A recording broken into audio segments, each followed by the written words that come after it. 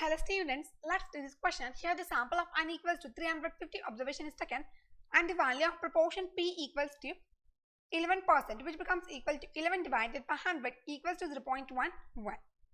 So the null hypothesis becomes H0 such that proportion p equals to 0.11 against the alternative hypothesis H1 such that proportion p is not equals to 0.11. We have to find out the type 1 error and type 2 error.